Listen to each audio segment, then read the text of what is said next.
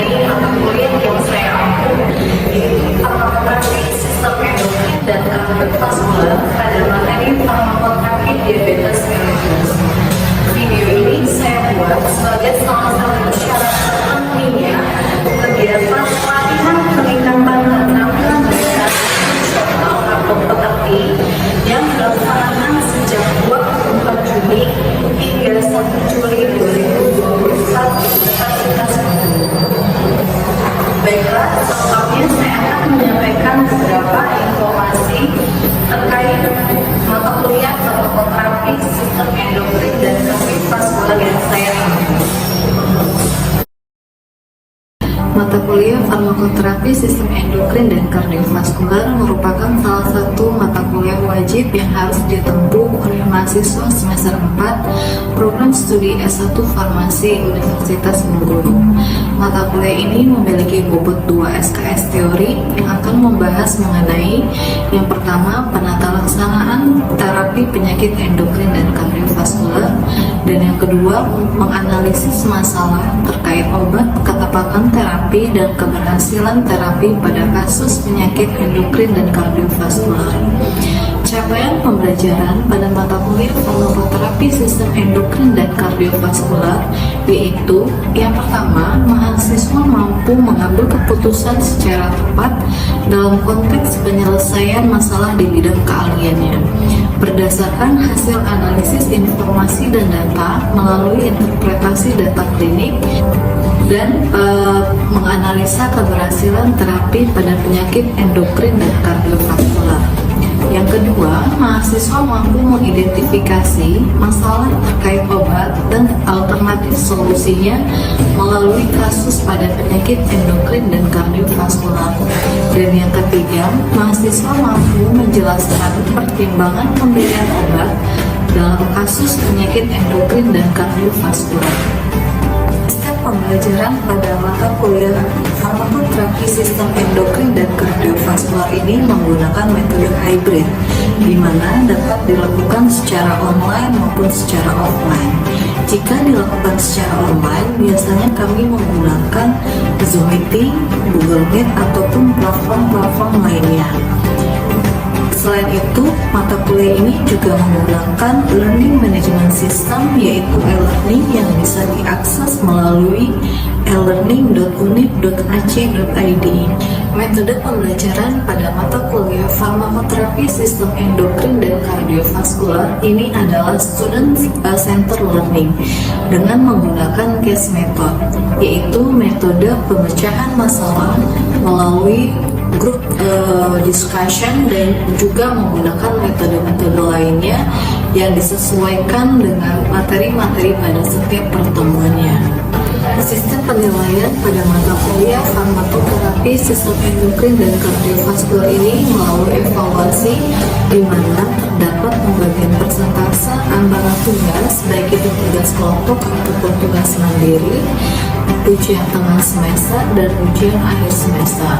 Selain itu juga ada diskusi secara luring yang dapat dilakukan oleh mahasiswa, di mana mahasiswa diperbolehkan untuk menghubungi saya sebagai dosen jika ingin mendiskusikan secara langsung mengenai pembelajaran farmakoterapi sistem endokrin dan kardiovaskular.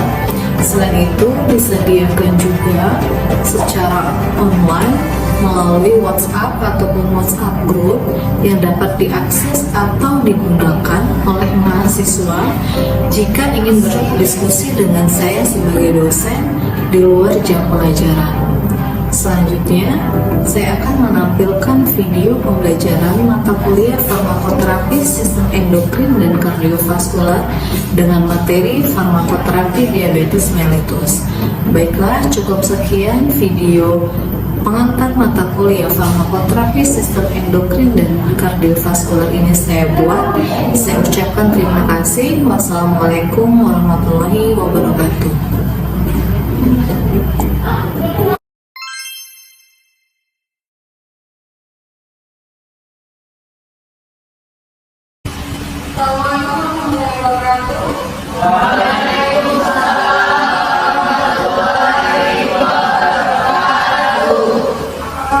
semuanya?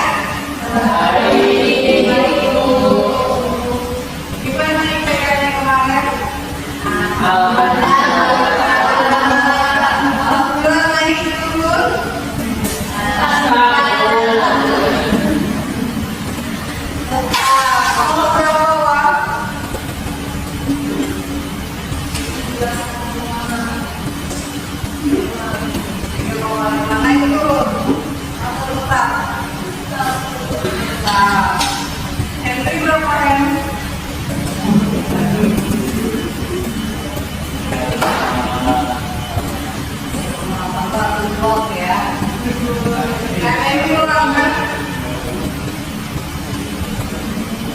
Oke, lagi dengan saya di sini di mana praktis sama endokrin dan juga kardiovaskular. Untuk kuliah biasa aturannya sama seperti kuliah dengan saya. Kemudian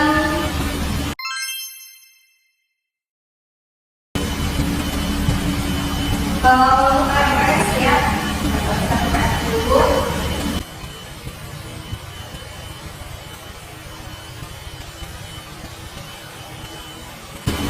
Kalau bisa ya.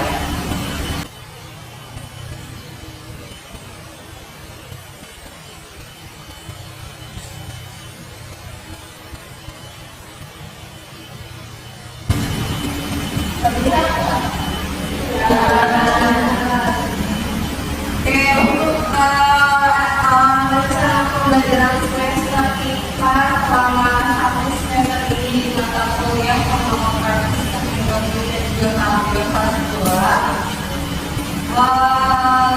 Ini untuk mata kuliahnya saya matematika 2. Kemudian ini merupakan mata kuliah wajib prodi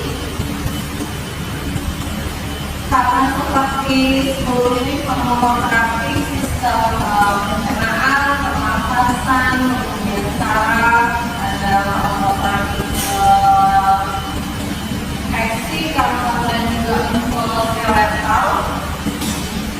Ini merupakan salah satu mata kuliah prasyarat di sebelumnya barang harus sudah mengambil mata kuliah anatomi fisiologinya, kemudian fisiologi dan juga farmakologinya ya.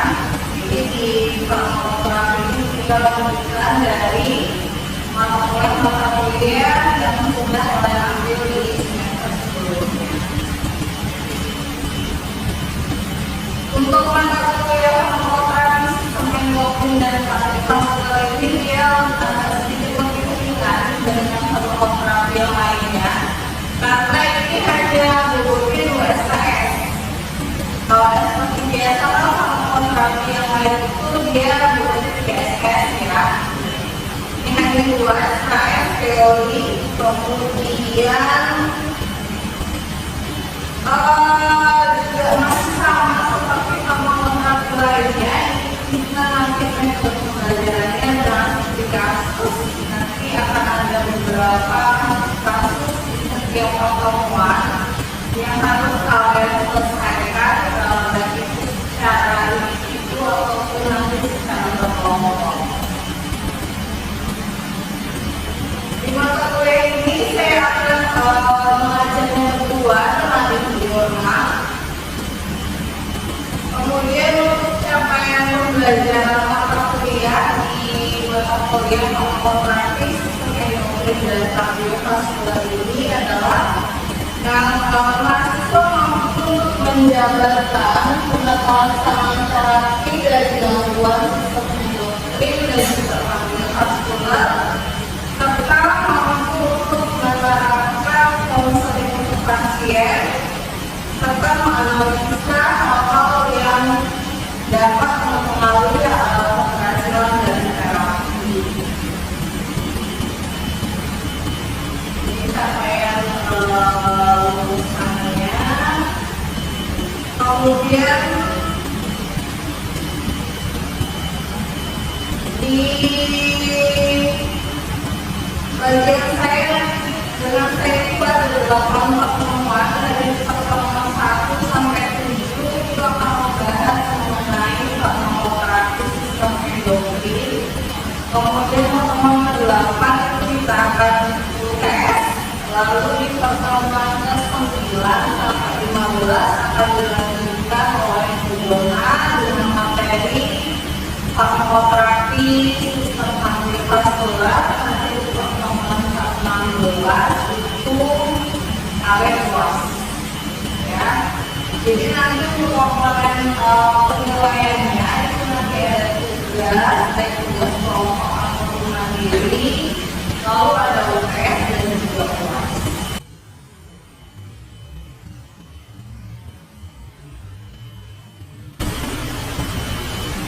Oke, untuk di mata kuliah saya, di bagian saya dari pertemuan 1 sampai 8. Jadi di pertemuan pertama kita pertemuan pertama dan kedua itu kita akan membahas tentang farmakoterapi sekaligus. Kemudian di pertemuan ketiga itu tentang farmakoterapi dari penyakit gangguan tiroid. Apa contohnya gangguan tiroid?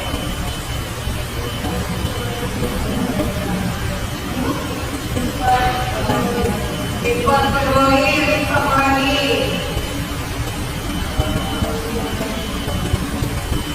Hipotiroid, apa lagi? Penyakit pada gangguan tiroid yang matanya membelalak. Penyakit apa namanya?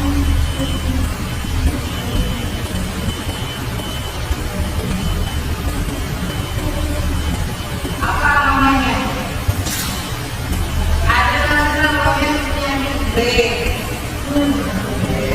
Nah, ya, penyakit Breg. Kemudian di pertemuan ke-4 sama 5 kita akan membahas mengenai hyperpigmentation syndrome. Nanti dia ada kaitannya dengan diabetes. Kemudian di pertemuan ke-6 itu ada farmakoterapi penyakit adisosis. Pertemuan ke-7 itu ada tentang sindrom Crohn atau hiperkolesterolemia. Kemudian polihipoaldosteron. Kemudian di pertemuan ke-8 itu tes. Lalu di tes ketujuan itu nanti di sistem kardiovaskular itu akan membahas mengenai farmakoterapi dari dunia. Pertemuan ke-10 tentang tromboemboli. 11, 12 itu tentang hipertensi. 13 tentang infeksi otak. 14 gejala jantung. 15 anemia hepatoid dan itu nanti adalah UAS.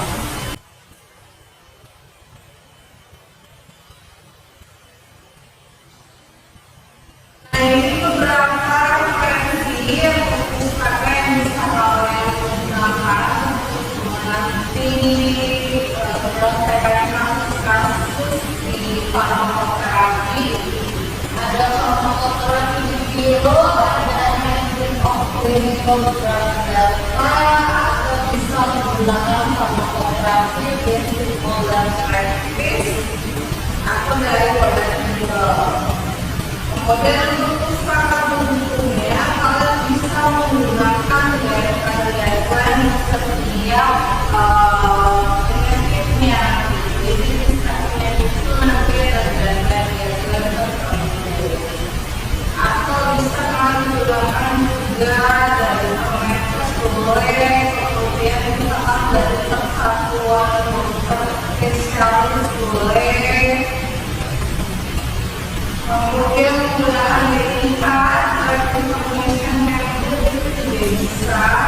Dan ini juga ada beberapa penelitian tentang penelitian saya yang sudah publish. Nanti bisa menjadi acuan kalian untuk menyelesaikan kasus-kasus ataupun dalam pembelajaran kita.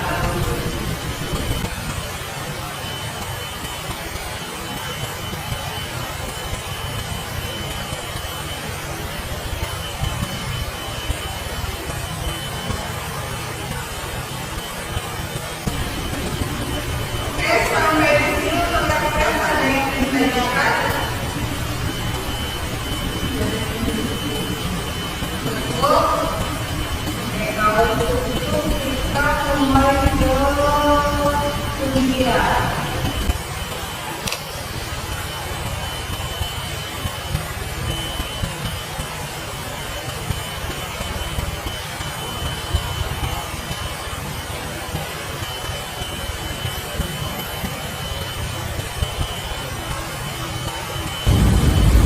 Oke, yang materi pertama kita akan membahas mengenai farmakoterapi diabetes mellitus.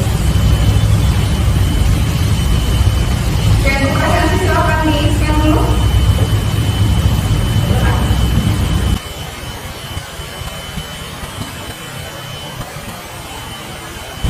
Lihat. Nah, silakan di-scan dulu.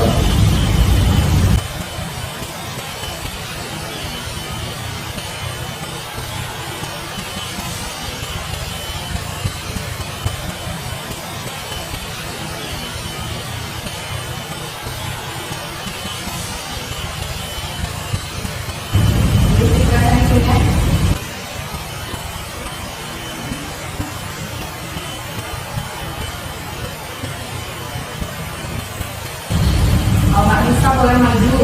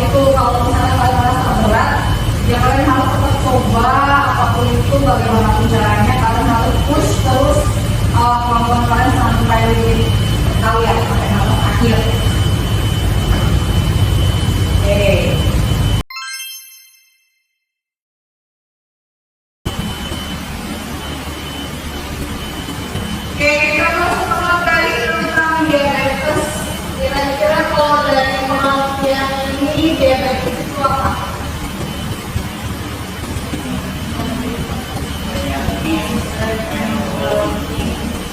Nah, pengertian seperti apa? Adanya informasi dari toleransi glukosa. Terus intoleransi. Nah, terus Dan adanya abnormalitas dari sekresi insulin. selain itu komunikasi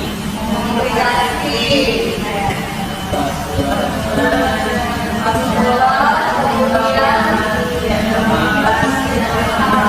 bagaimana dari neurologi. Jadi yang itu dia merupakan salah satu jenis penyakit endokrin, termasuk dalam kelompok penyakit endokrin yang dia itu sifatnya komorbid dan juga kronis, jadi tidak bisa disembuhkan.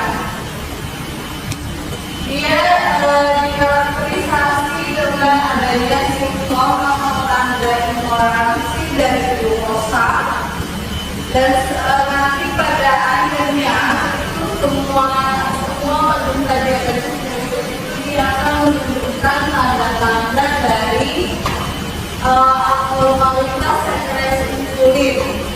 Kemudian nanti akan ada komunikasi itu bisa makrovaskular, mikrovaskular, ataupun neurologi abnormalitas. Kira-kira kalau contoh yang makrovaskular, komunikasinya ini dengan organ mana? Makro, berarti kan makrovaskular kan berarti dia yang besar dari komponen vaskular, yaitu lagi ginjal masuknya ke mikro dia. Jadi kalau yang makrovaskular itu jantung, otak, itu dia masuknya ke makrovaskular. Kalau yang mikrovaskular ginjal, hati, mata, itu ya, itu kombinasinya sama. Kalau neurologi itu nanti dia ke saraf.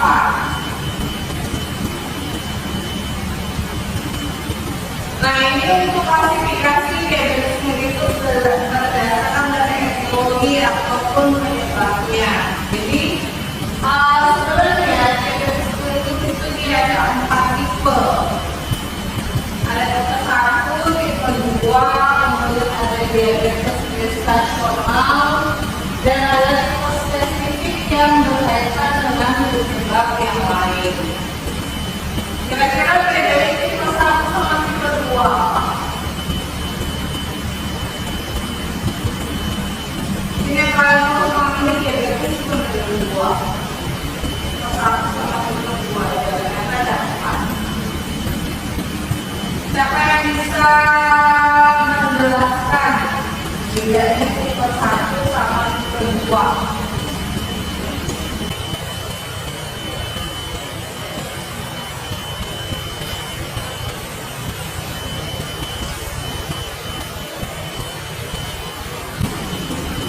Kira-kira apa bedanya diabetes tipe 1 sama tipe 2?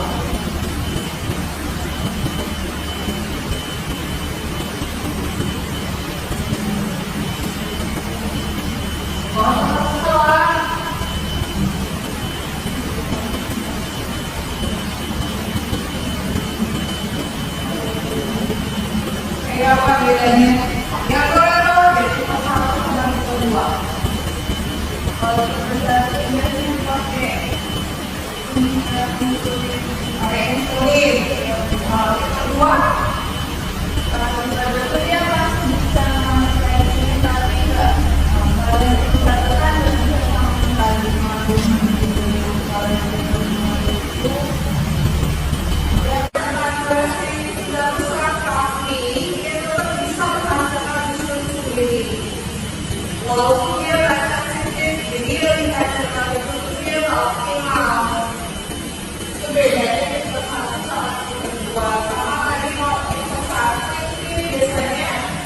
karena dari faktor genetik keturunan gitu ya. Nah, kalau untuk saat ini ada destruksi sel beta pankreas yang tadi dibilang, itu kan artinya dia rusak ya, sel beta pankreasnya memang sudah rusak, jadi dia tidak bisa lagi untuk menghasilkan insulin. Kemudian saya juga diabetes tipe 1 ini disebabkan karena autoimun.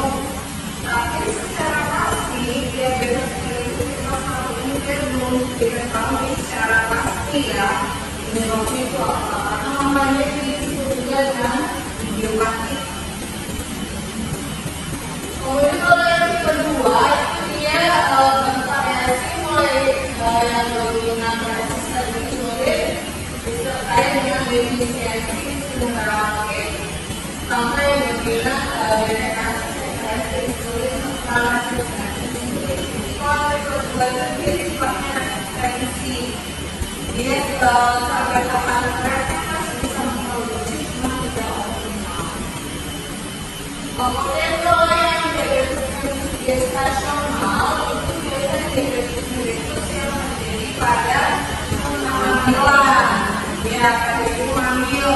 Jadi di awal-awal kehamilan normal, bulan darahnya normal, tapi ketika dia hamil masuk ke bulan ketiga, itu bisa saja menderita diabetes itu.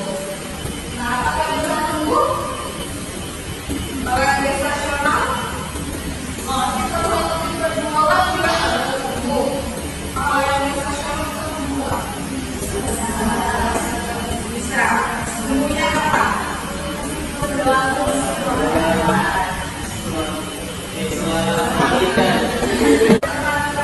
Sudah besar tapi dia tetap bisa menghasilkan insulin sendiri.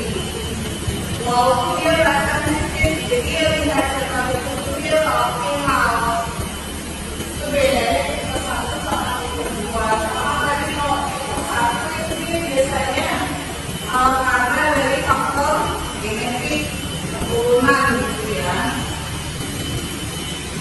Nah, kalau tipe 1 ini ada destruksi sel beta pankreas yang tadi dibilang, itu kan artinya dia rusak ya, sel beta pankreasnya memang sudah rusak, jadi dia tidak bisa lagi untuk menghasilkan insulin. Kemudian saya juga diabetes tipe 1 ini disebabkan karena autoimun. Tapi secara pasti diabetes tipe 1 ini dia belum diketahui secara pasti ya penyebabnya itu apa. Karena namanya disebut juga dengan idiopati. Kemudian kalau yang kedua itu dia bervariasi mulai yang dominan resisten insulin disertai dengan defisiensi insulin terapik sampai yang dominan deteksi sekresi insulin setelah sekresi insulin. Kalau yang kedua itu sifatnya resistensi, dia sampai kapan mereka masih bisa memproduksi cuma tidak optimal. Kemudian kalau yang gestasional itu biasanya diabetes yang terjadi pada kehamilan, ya pada ibu hamil. Jadi di awal-awal kehamilan itu dia normal, bulan darahnya normal, tapi ketika dia hamil masuk ke bulan kedua, bulan ketiga, itu bisa saja menderita diabetes itu. Nah, apakah bisa sembuh? Kalau yang gestasional, itu kalau tipe 2 juga harus sembuh. Kalau yang gestasional sembuh bisa. Sembuhnya apa?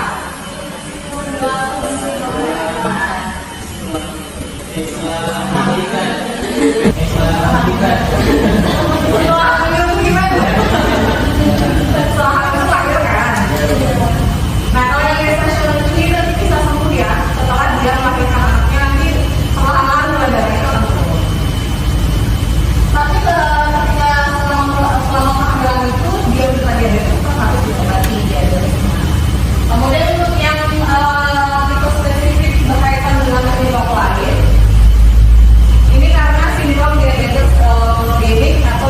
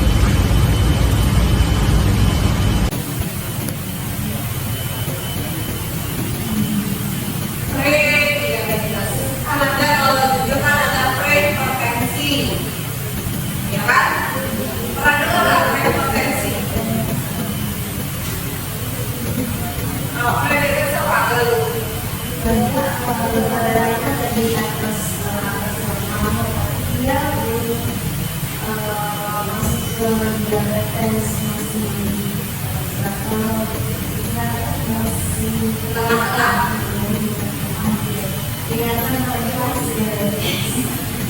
Iya, jadi kalau PGBS itu dia sudah ketika dia melakukan pemeriksaan gula darah, itu dia sudah lebih dari kadar normal, yang lainnya sudah lebih dari normal. Makanya itu kan disebut 169.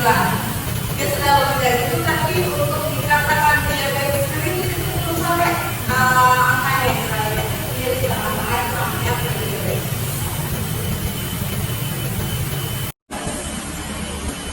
Kami bisa menjelaskan dari gambar tadi. Ada waktu, bukan waktu sama gula darah. Ada gula darah. Ambil.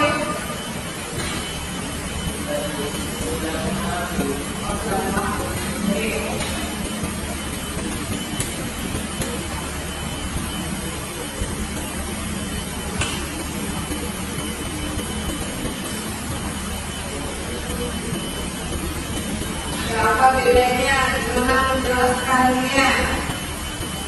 Nah, yang normal sama yang diabetes tipe 1.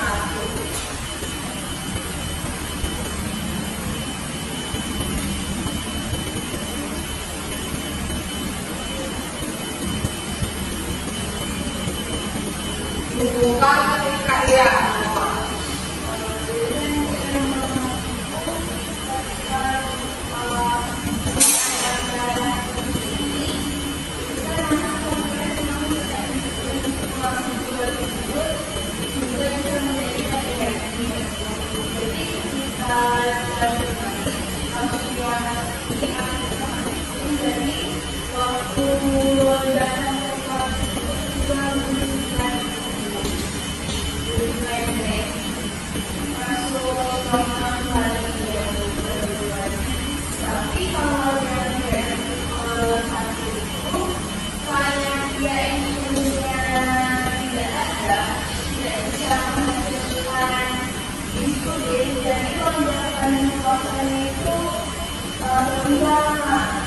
dan ketika berpuasanya dikeluarkan ini dikeluarkan lewat ginjal ataupun ini.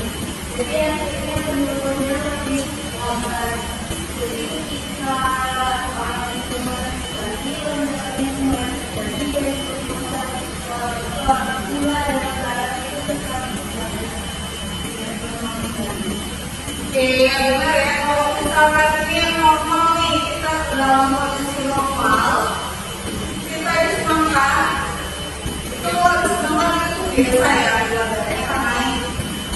Nah, tapi ketika normal ini kan sampai kata ini masih bisa berfungsi nih, masih bisa menghasilkan insulin. Nah, ketika insulin itu masuk kan akan merupakan dalam glukosa itu dia kan masuk ke dalam sel dan akan mengurangkan glukosa itu menjadi energi. Nah, sehingga nanti kadar gula darahnya itu bisa turun, bisa melemah lagi. Tapi kalau yang diabetes tipe 1 ketika makan kadar gula darah yang naik itu nggak bisa diturunkan karena insulin itu tidak bisa diproduksi, itu nggak bisa masuk membantu glukosa untuk bergerak atau mengedarkan ke dalam sel, dalam tubuh menjadi energi, sehingga di sini dia akan tetap tinggi kadar glukosa di dalam darah kita. Nah, ini makanya diabetes tipe 1 ini dia harus benar-benar tergantung dengan insulin, dia butuh insulin dari luar. Kemudian untuk pendekatan terapi itu ada dua, yang farmakologi dan juga non farmakologi. Kalau non farmakologi apa?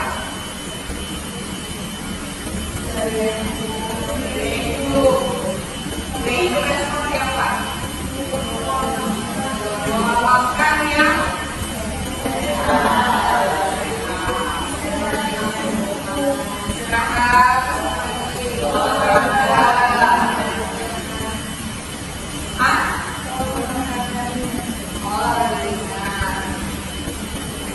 kemudian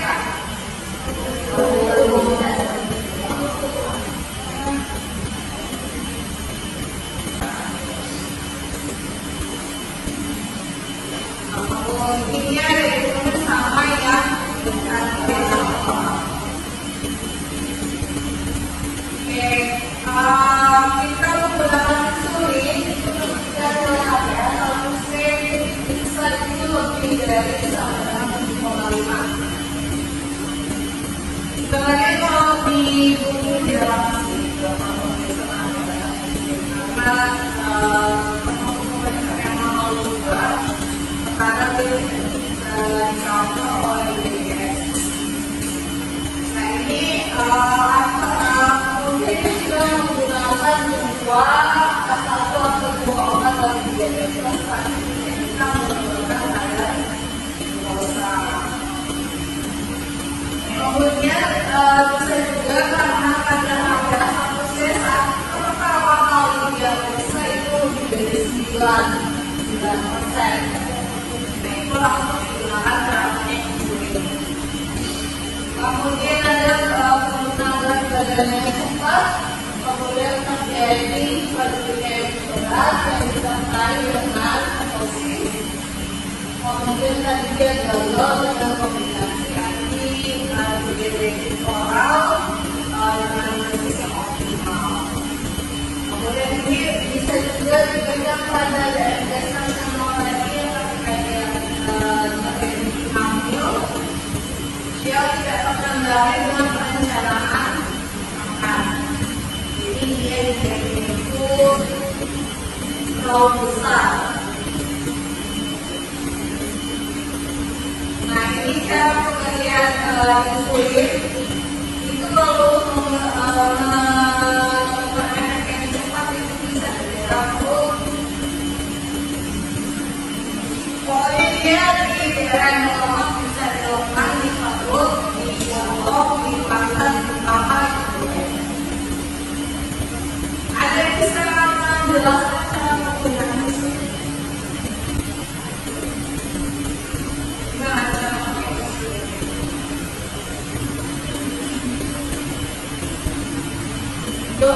Take your depan.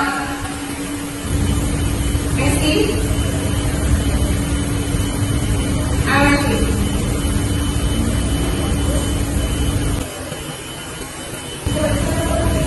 Iya. Kalau kayak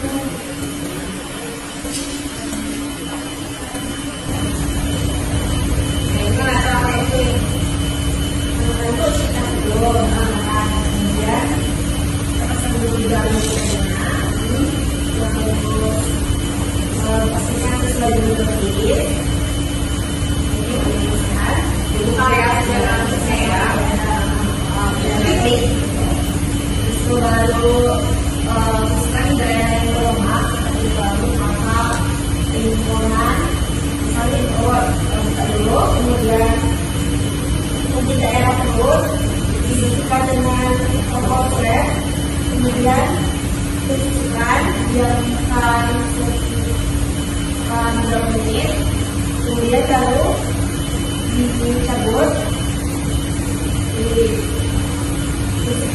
diduduk kembali, dan baru didiamkan. Oke, dari kami semua ini. Oke, jadi kita lihat dulu satu ruangan lagi apa kira-kira. Ya, dalam lagi sebelum itu, sebelum diperhitungkan. Diperhitungkan, diapain?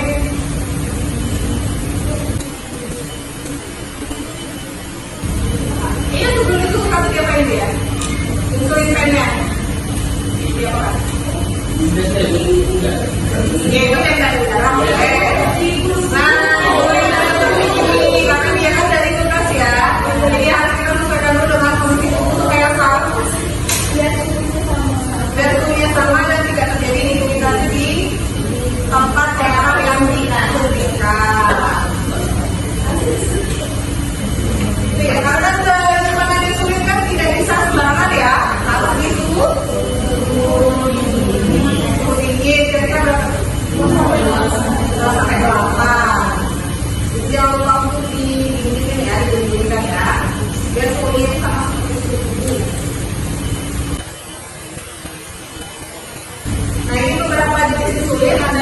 masa kabel singkat, kemudian masa kabel sedang sampai cepat, dan juga masa kabel yang panjang. Nah, ini tadi beberapa catatan untuk penggunaan kulit. Kemudian kalau kita masuk ke terapi antidiabetes oral, kira-kira ada berapa golongan pakai oral? Tadi ada yang menyebut metformin, golongan apa metformin? Liguanil. Selain metformin apa lagi? Akar bosan golongan apa? Akar bosan masuk lagi. Dimetilin, dimethylamine, apa lagi? Thioglifosol, pernah dengar nggak? Oke, kalau belum kita Oke, ini untuk yang oral, pertama obat-obat yang meningkatkan sekresi insulin. Ada golongan populer dan juga dingin, atau sedikit dan juga turunan dari ini. Kemudian ada sensitivizer insulin, jadi obat-obat yang dapat meningkatkan sensitivitas dari sel terhadap insulin. Ada liguanil, tiazolidin, kemudian dapat membantu untuk memanfaatkan insulin secara efektif. Kemudian ada inhibitor katabolisme karbohidrat, itu termasuk inhibitor alpha glucosidase. Dia berarti untuk menekan absorpsi glukosa dan digunakan untuk mengendalikan hiperglikemik postprandial atau setelah makan. Nah, ini namanya ini. Sumber Korea itu ada glikurin, ada ada glifizin, glikiazid, kemudian ada glikidon, glifizin ada karbonhidrat, kemudian ada turunan fenolalanin. Ini yang tadi metformin golongan liguanil, kemudian ada tiazolidin, ada rosiglitazon, rosiglitazon dan thioglifosol. Tadi yang akan bosan dia inhibitor alpha glucosidase. Nah, ini tadi untuk algoritma pengobatan diabetes yang kedua. Ini yang pertama untuk pengobatan pertama, ketika dia pertama kali dicek ada kalsiumnya pada 7,5 itu digunakan dulu dalam terapi. Kemudian 3 bulan dicek lagi ada kalsiumnya, kalau belum mencapai target itu digunakan kombinasi 2 obat. 3 bulan cek lagi HbA1c belum mencapai target, ditambah kombinasi dengan 3 obat dan juga bisa digunakan insulin. Tapi kalau saya pas pertama kali cek dia sudah HbA1c yang udah kita langsung menggunakan insulin. Gampang kan udah ada diabetes? Amin, amin, amin. Amin terus saya kasih amin semuanya.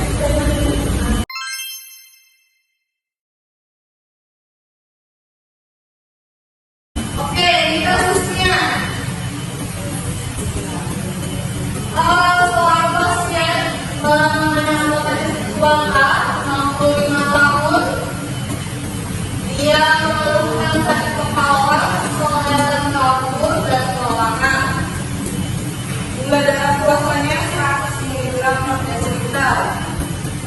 Dia juga mempunyai urusan sejak 2 hari yang lalu. Nah, bagaimana penanganan kasusnya? Dia dapat kira-kira dia 100 mg gula darahnya. Kira-kira termasuk golongan apa? Normal, pre, diabetes.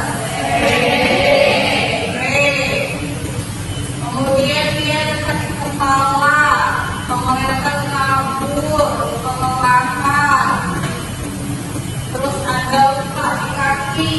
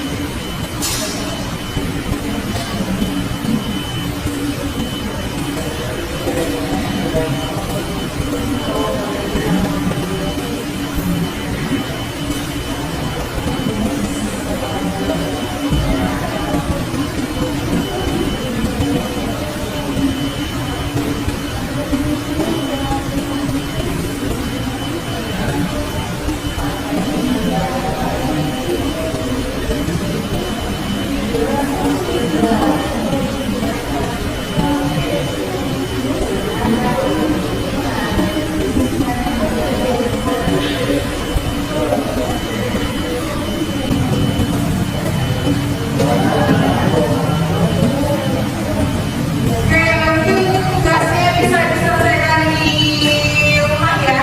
Untuk yang minggu depan kita akan sama-sama tugasnya individu. Oke, nanti yang biasa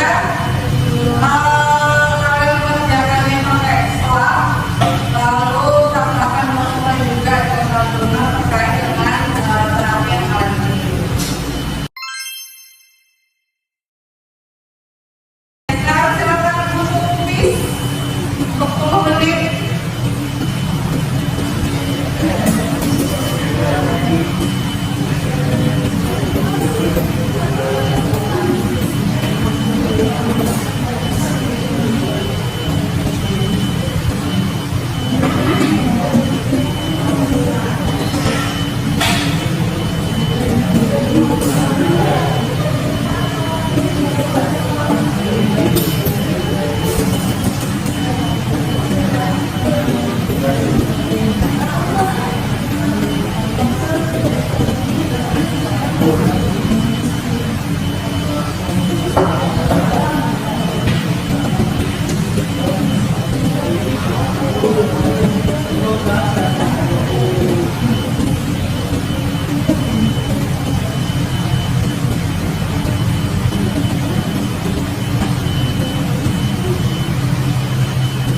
Gampang soalnya kan?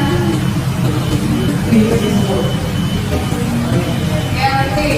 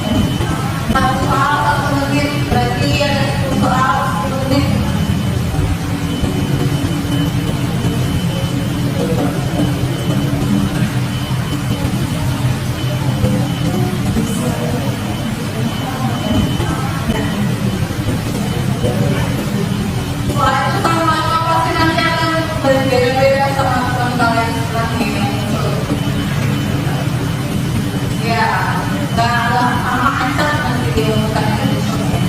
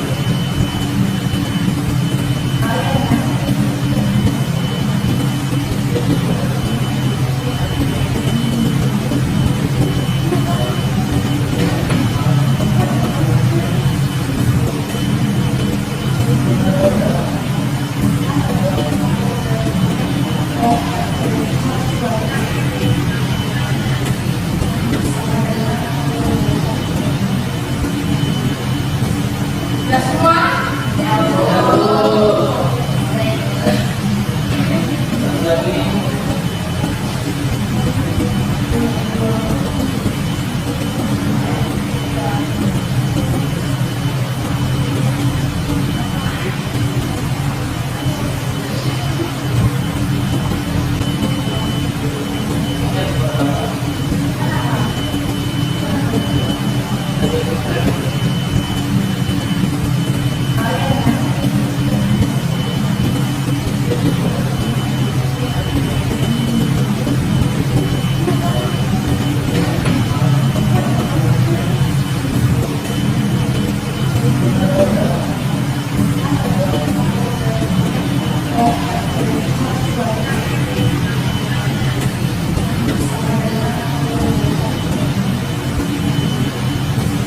Sudah semua?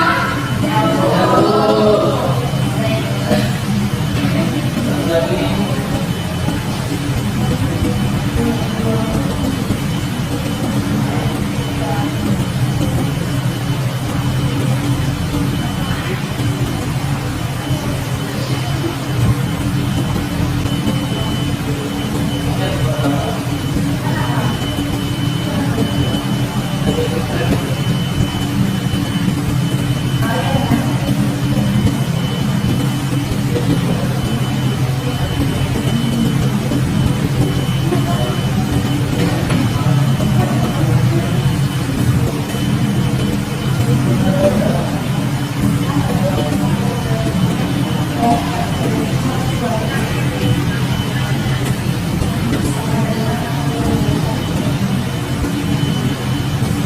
Sudah semua?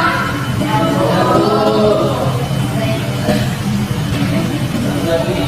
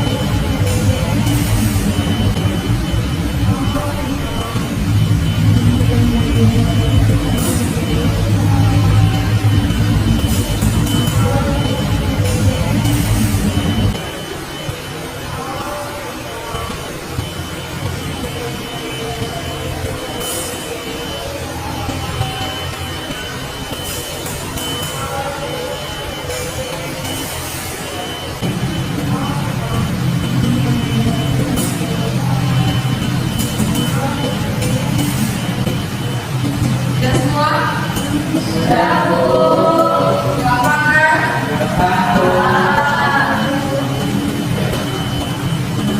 Oke, mungkin itu sekian untuk kuliah pada hari ini. Kalau bukan sudah saya dikerjakan nanti di uploadnya di dalamnya ya. Oke, berdua mohon maaf. Assalamualaikum warahmatullahi wabarakatuh. Waalaikumsalam.